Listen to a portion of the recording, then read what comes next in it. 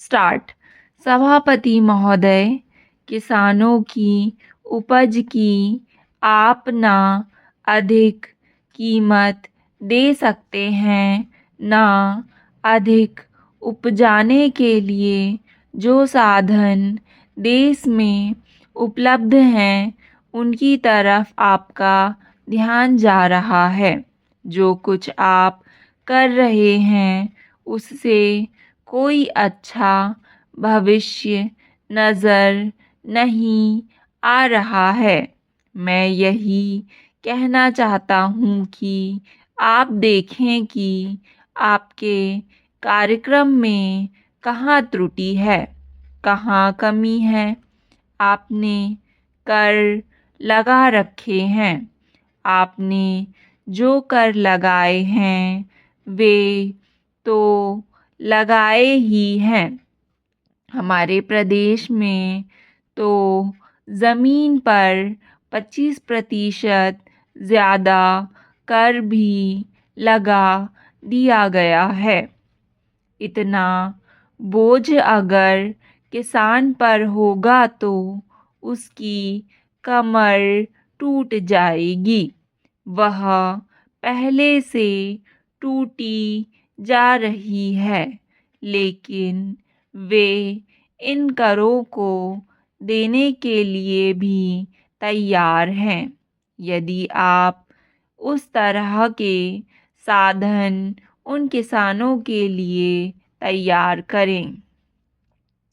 हमारे उत्तर प्रदेश के कुछ ज़िले हैं, पूर्वी ज़िले हैं, जहाँ पर बहुत बुरी स्थिति है। हमारे सदन के एक सदस्य ने रो रो कर आपको यह बताया था कि वहाँ लोगों को 2 रुपए मजदूरी में मिलता है। इतनी ही एक दिन की उनकी मजदूरी है। सरकार ने एक आयोग की नियुक्ति की थी ताकि वहाँ पर कुछ विकास के कार्य किए जाएं। वह योजना भी अब खटाई में पड़ गई है। आपका ध्यान इन समस्त चीज़ों की ओर कैसे दिलाया जाए, कैसे आपका ध्यान इन सभी कठिनाइयों की ओर आकर्षित किया जाए, समझ में नहीं आता है। यातायात के साधनों की स्थिति यह है कि ट्रेनों में दूसरे दर्जे में भीड़ भाड़ का कोई ठिकाना नहीं है। उसकी कोई सीमा नहीं है। हर रोज़ ऐसा मालूम पड़ता है कि कोई मेला चल रहा है। आपके पास अच्छे इंजन हैं, अच्छे गति वाले इंजन हैं, लाइन भी अच्छी है, तो क्यों नहीं दूसरे दर्जे के अधिक डिब्बे लगाए जाते हैं। लोगों को कुछ सुविधा मिल जाए, वह काम नहीं किया जा रहा है। आपको किसान की, देहात में रहने वाले आदमी की, मज़दूर की परवाह नहीं है, जो समस्त कठिनाइयों को झेलता है। आपके सारे कार्यक्रम को पूरा करने की उसमें कहाँ से शक्ति आएगी? कैसे वे अधिक अन्न उपजाकर आपको दे सकेंगे? आप इन सब पर सोच विचार करें। आपने बड़े बड़े फॉर्म बना दिए हैं। क्या उन्हें आपके फॉर्म से कोई लाभ मिल रहा है। सभापति महोदय, सरकार ने कई कृषि फार्म खोले हैं। क्या ये फार्म घाटे में नहीं चल रहे हैं? अगर सारे खर्च जोड़ दिए जाएं, बड़े बड़े अधिकारियों के वेतन जोड़ दिए जाएं, तो पता चलेगा कि सारे ये कृषि फार्म घाटे में चल रहे हैं। क्या इसी तरह से आप सारे किसानों को घाटे पर खेती के लिए मजबूर करेंगे? जिस क्षेत्र से मैं आता हूँ वहाँ एक पुल बना है। मैंने 10 वर्ष तक अपनी विधानसभा में इस पुल के लिए कोशिश की है।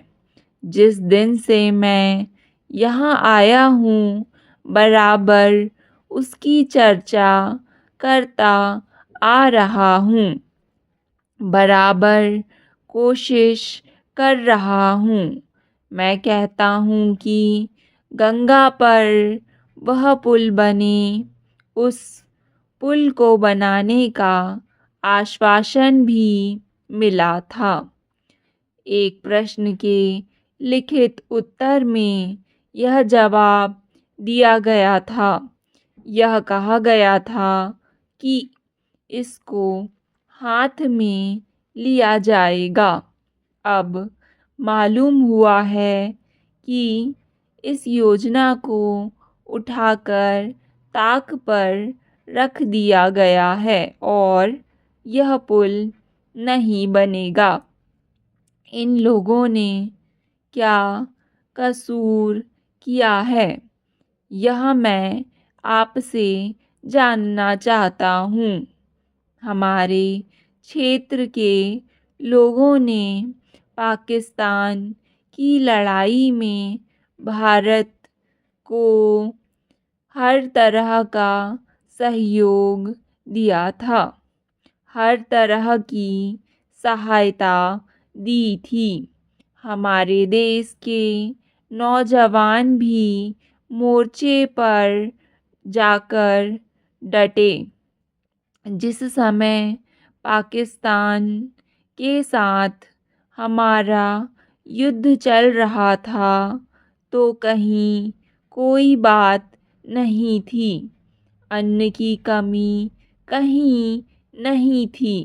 अन्न की कमी भी हमारे विरोधी साथी पैदा करते हैं, जो यह चाहते हैं कि सरकार असफल हो जाए। ये लोग जो कहते हैं उसको आप समझें। एक तरफ तो हमारे मित्र की बात है जो देश के बड़े बड़े शहरों में दंगे करवाते हैं, दूसरी तरफ हम हैं जो उनकी बातों को नहीं समझ पाते। इनको सभी वे लोग मिल जाते हैं जो बेकार होते हैं या जो दंगे करवाने के लिए उत्सुक हैं। इसलिए सरकार का भी इन सारी चीज़ों की तरफ ध्यान जाना चाहिए और उसको सोचना चाहिए कि क्या तरीका इन सब से बचने का हो सकता है। एक ही तरीका हो सकता है, इस देश में हर आदमी को काम मिले, देहात में लोगों को करने के लिए काम मिले और खादी कमीशन की जो योजना है और जो कि एक अच्छी योजना है वह ठीक तरह से चले। सौभाग्य से मैं आर्य समाज संगठन से संबंध रखता हूँ। डिक्टेशन पसंद आए तो वीडियो को लाइक तथा चैनल को सब्सक्राइब कर लें। धन्यवाद।